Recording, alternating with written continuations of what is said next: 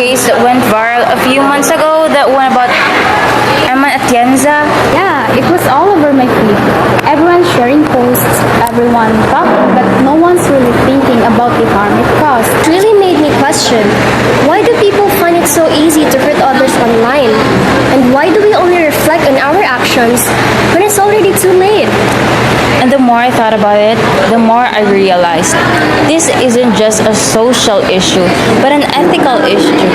It's about how we treat each other. Exactly. And that's why we choose this topic, because Buddhism actually has a very deep way of understanding harm, compassion, and intention.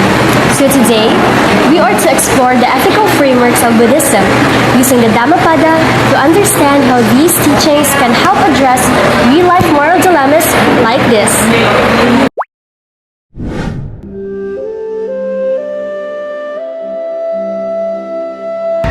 Hey there, I am Epiphany Dane Sahay. I'm Aryan Coralao. And I'm Rachel Kalexki. And this is our video presentation for ethics, where we will be discussing the ethical frameworks of Buddhism. As many of us know, Buddhism is both a religion and a moral philosophy, centered on ending suffering through wisdom, moral conduct, and mindfulness. Now, what makes Buddhist ethics unique is that it doesn't rely on divine commandments, but on understanding the mind and the causes of suffering. If you're wondering, the Dhammapada is one of the earliest and most important sources of the Buddhist moral teachings. It contains verses that express the Buddhist ethical insights in simple, direct language. But before we dive into the ethical frameworks themselves, it is important to understand the ethical philosophy behind Buddhism, because this philosophy is the foundation of all Buddhist moral principles. First, Buddhism centers on ending suffering, also known as dukkha. It teaches ahimsa, or non-harming, karuna, compassion, which are the moral roots of Buddhism. This guides us to act in ways that prevent harm and promote kindness. Another key principle is cetana, or intention. In Buddhism, the moral value of an action depends on the intention behind it. As the Dhammapada says, mind precedes all things. They are all mind-made. Meaning, ethics begins in the mind. Our intention shapes the moral quality of everything we do. So now that we understand the foundation of Buddhist ethics, let's move on to the actual ethical frameworks. When we say ethical framework, we mean the moral structure or system that helps us decide what is right or wrong. In Buddhism, there are two main ethical frameworks. First, the Threefold Path, which is the overall structure or ethical and spiritual development. Second is the Five Precepts, which is the practical everyday moral guidelines. Think of it this way: the Threefold Path provides the foundation, and the Five Precepts provide the daily practice. The Threefold Path, or also known as the three trainings, consists of the moral conduct, the mental discipline, and wisdom. First, we have Shila, or the moral conduct. This is the right speech, right action, and right livelihood. This teaches us to live ethically and avoid causing harm. Second is the Samadhi, or mental discipline. This is the right effort, right mindfulness, and the right concentration.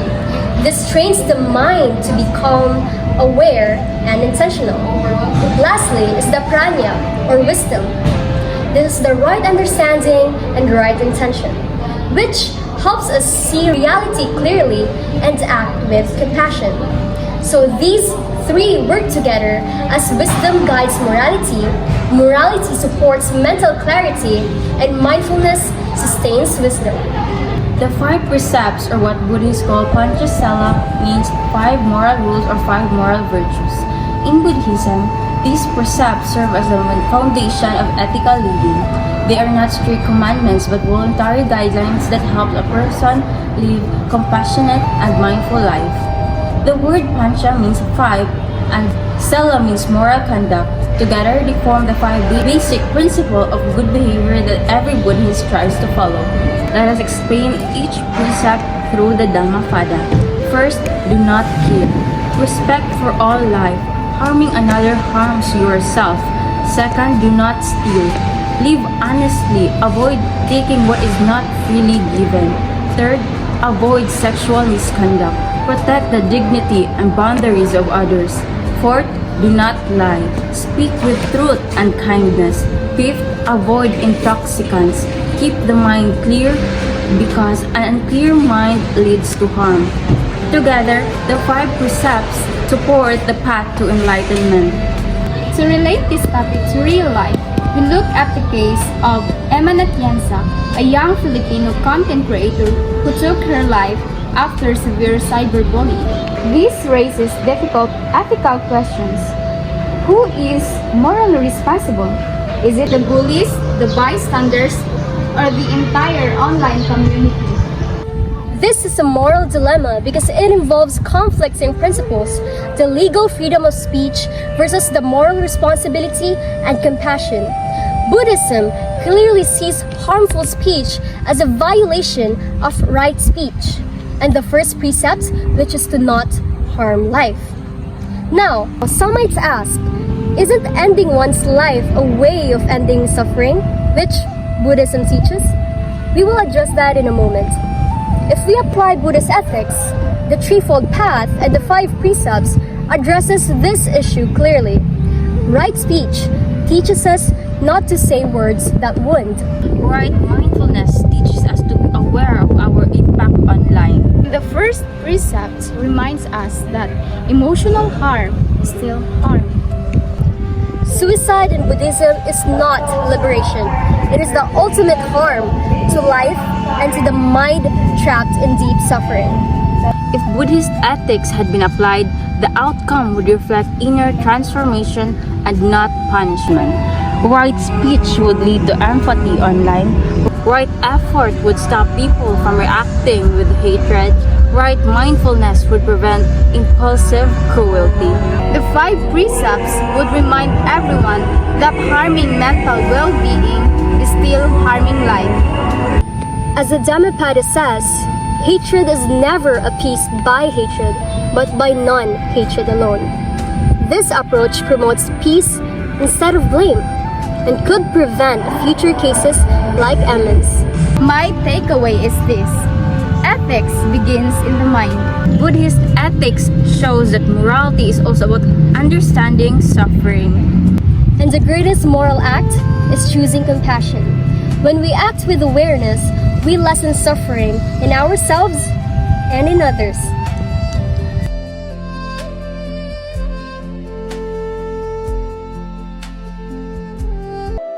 Thank you for listening. May we all learn to practice mindfulness and compassion both online and in real life.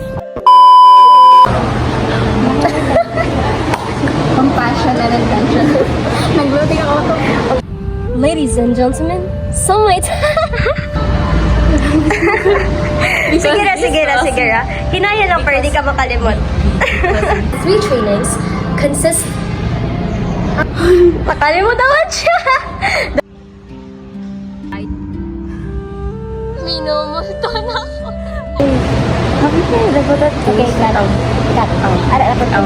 Escucha las palabras de las brujas, los secretos escondidos en la noche. Los antiguos dioses invocamos ahora la obra de la magia oculta.